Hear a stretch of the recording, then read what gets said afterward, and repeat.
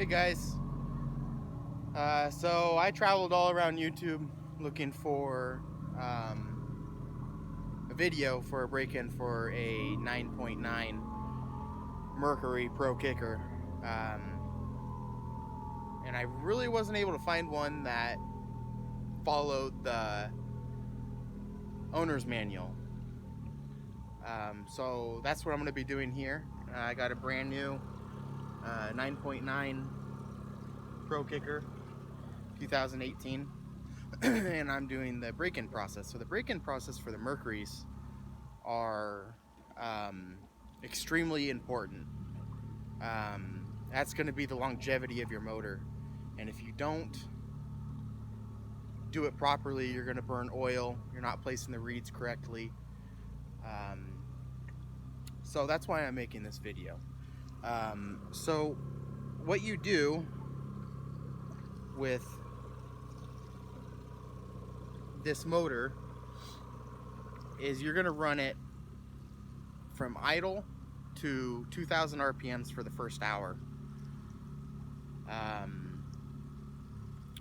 and then you don't want to stay in the same RPM range for an extended period of time. You're going to want to change it up.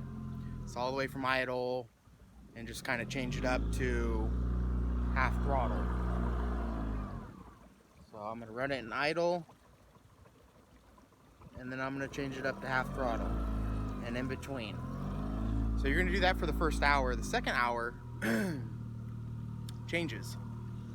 So you're going to go from idle to 3,000 RPMs, which is 3/4 throttle, according to the owner's manual. This is what I'm basing this off of. This is an opinion. This is just based off of the Mercury owner's manual.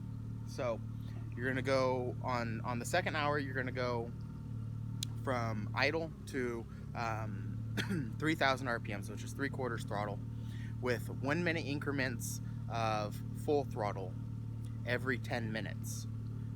So right now I'm in the first hour, so I'm not going to be doing that, but I will do a follow-up video with that.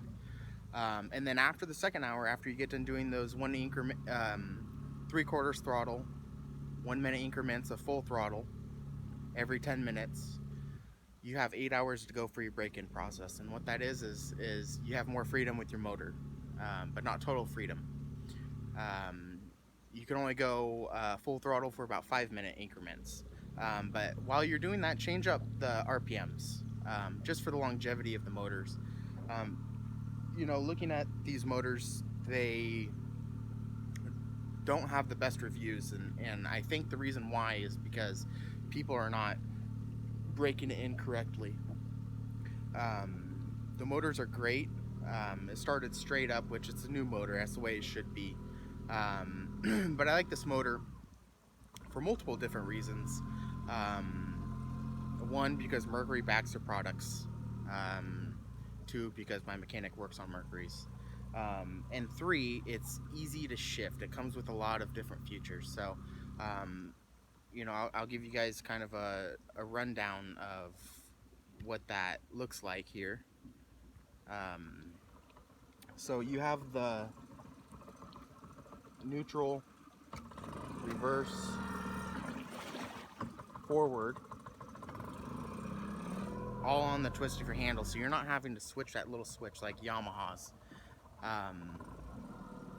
It wouldn't work well for my boat, so that's one of the reasons why I went with this. I went with everything on this motor besides the TR1.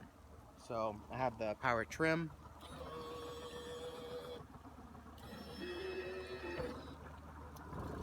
I have the electric start.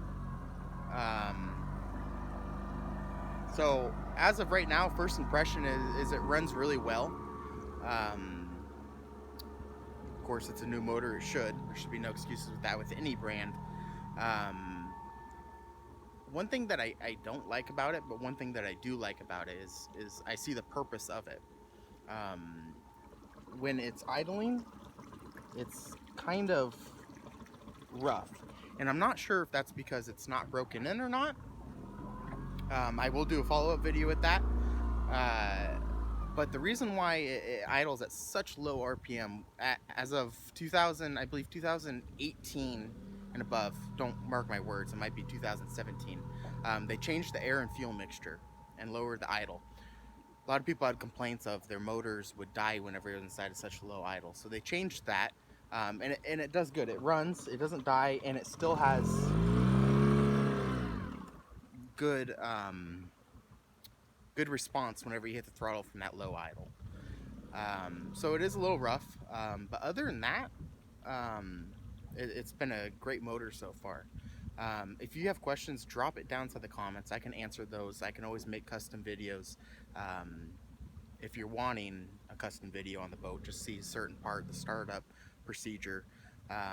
It does have a two-system choke, so it has half and it has full, which is nice. It also has um, um, a throttle control whenever you're in neutral.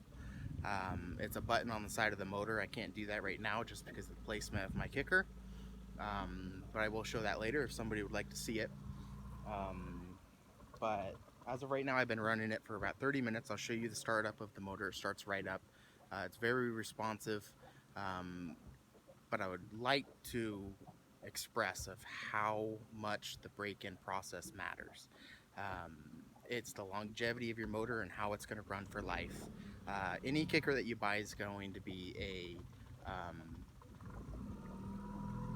purchase forever. Hopefully, you know, you don't want to be buying another $3,500 motor, $3,100 motor, whatever it's going to be. So just be sure that you take the time, you do it. That's what I'm doing today. It's a nice winter, spring day, it feels like, but it's winter in California.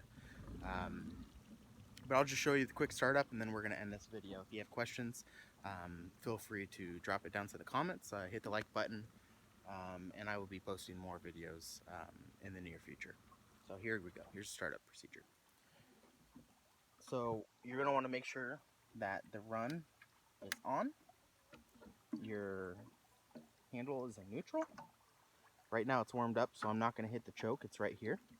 And then it just starts right up. Other than that, thanks for watching the video. Hopefully it's helpful. I wasn't able to find any on this motor specifically. So hopefully it helped you, and fish on.